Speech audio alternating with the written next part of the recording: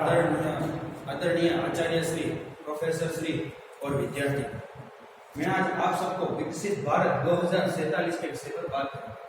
नमस्कार, मेरा नाम है मीर राजू और मैं उस धरती से आता हूँ जहाँ से हमारे राष्ट्रपिता महात्मा गांधी, सरदार वल्लभ भाई पटेल आदि जैसे महान पुरुष हैं। जी हाँ, मैं उस धरती से आता हूँ जहाँ से अदानी, अंबानी और टाटा रतन जैसे कई सारे एंटरप्रेन्योर्स आते हैं।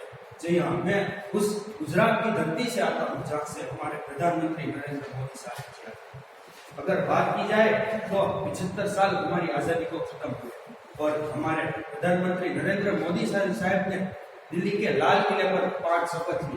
उसमें से एक शपथ थी कि आज से 25 साल बाद जब हमारा भारत देश अपने आजादी के शताब्दी वर्ष का पर्व बना रहा होगा तब हमारा भारत देश विकसित राष्ट्र होगा, ऐसा उनका प्रयास रहेगा। अगर बात की जाए तो नेशनल हाईवे और एक्सप्रेस हाईवे में पहले 20 देशों में भी नहीं आता था, लेकिन भारत के अंदर भारतमाला प्रोजेक्ट चालू हुआ और उसके बाद भारत का स्वतंत्र ये नेशनल हाईवे में आगे की आगे बढ़ता था। बात की जाए तो वो लोग कहते थे कि भारत का इंफ्रास्ट्रक्चर कुछ कमजोर है। जी हाँ, वह हमारे लिए ताना था कि भारत का इंफ्रास्ट्रक्चर कुछ कमजोर है। अगर बात की जाए तो 13 जनवरी से 26 फरवरी तक लिया गया था। उसमें 66,000 से ज्यादा लोग ने One generation take the wrong path, the next suffer. But if one understand the right path, the next future is shine. એક પેઢી જો ખોટો માર્ગ પસંદ કરે છે તો આવનારી પેઢીઓનો પણ વિનાશ થાય છે, પણ જો કોઈ સાચો રસ્તો પસંદ કરે છે તો આવનારી પેઢીઓ નહીં પણ તમારો જ નહીં પરંતુ આવનારી પેઢીઓનો પણ વિકાસ થાય છે. Good afternoon everyone, respected judges, esteemed guests and my dear friends. Myself Alshina Dalla, proud student of second year BBA. It is an honor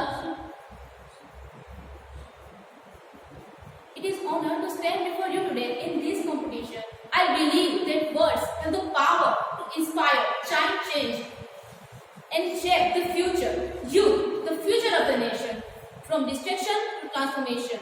યુવાનો દેશનું ભવિષ્ય છે. વિકૃતિઓથી બચીને સંસ્કારો તરફ વળીએ. સંસ્કાર એ માણસની હકીકતનો દર્પણ છે અને યુવાની એ દેશનું ભવિષ્ય. No doubt, youth smart છે. It is also takes in ambitious, but at the same time, distractions are everywhere. दोस्तों, આજના યુગમાં ટેકનોલોજી જે વિકાસના શિખરો પર છે ત્યાં સંસ્કૃતિ અને સંસ્કાર પાછળ છૂટી રહ્યા છે. विकसित भारत 2047 हम सब ने कभी ऐसा सोचा है कि भारत 2047 में काफी ऊंचाई प्राप्त करेगा, पर ऊंचाइयों को कैसे हासिल कर सकते हैं? आज आजादी के 77 साल पूरे हुए तो भारत ने कई सारी ऊंचाई हासिल की है।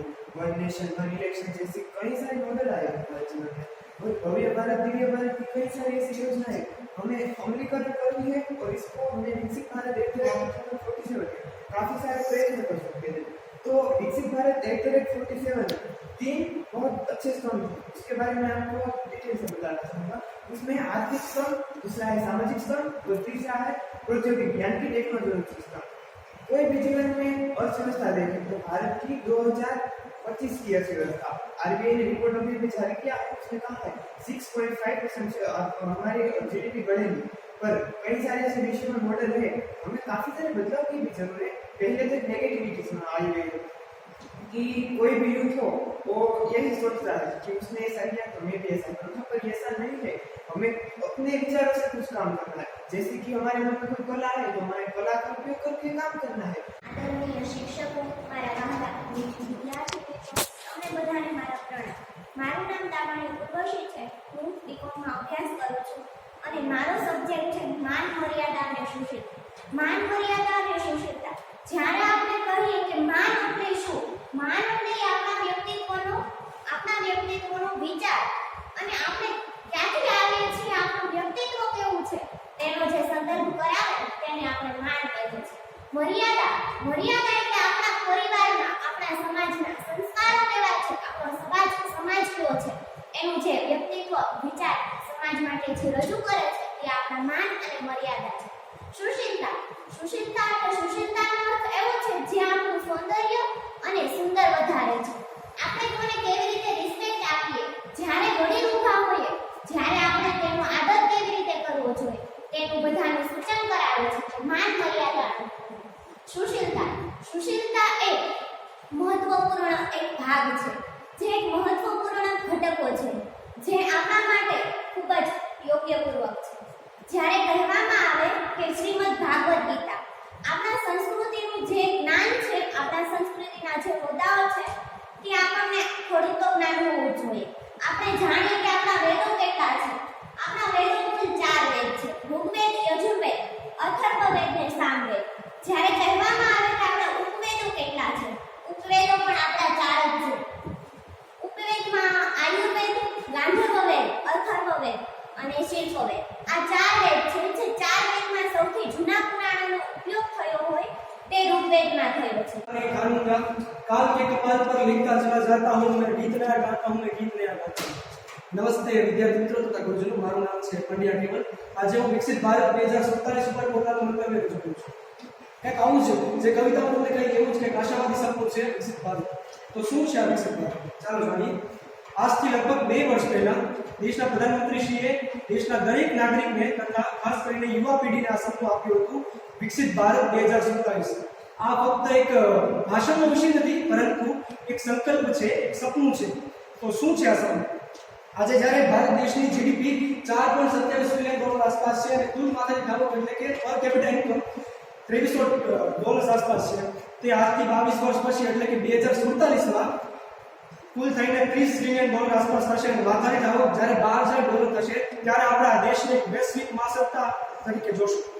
તો આ વૈશ્વિક મહાસત્તા કેવી હશે? ચાલો એ સપનાને જોઈએ.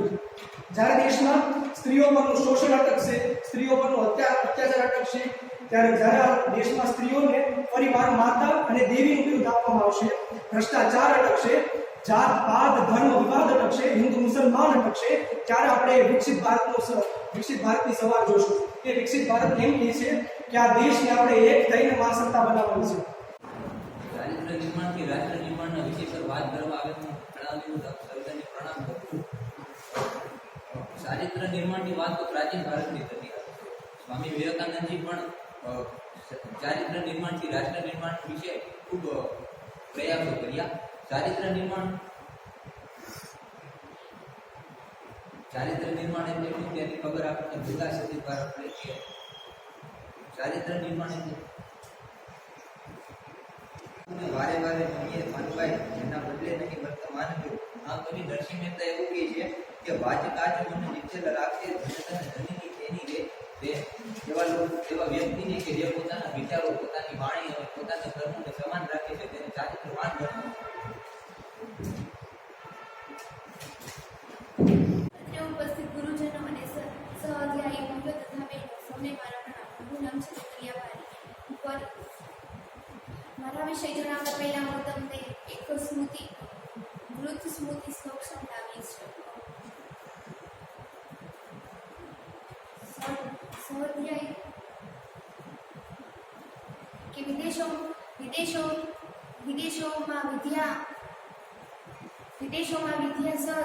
ધન સમાન છે, મુશ્કેલીમાં બુદ્ધિ ધન સમાન છે. અને ચારિત્ર બધે ધન સમાન છે. આટલું સાંભળીને તમને મારા વિષયનો ખ્યાલ આવી જશે કે ચારિત્ર નિર્માણથી રાષ્ટ્ર નિર્માણ.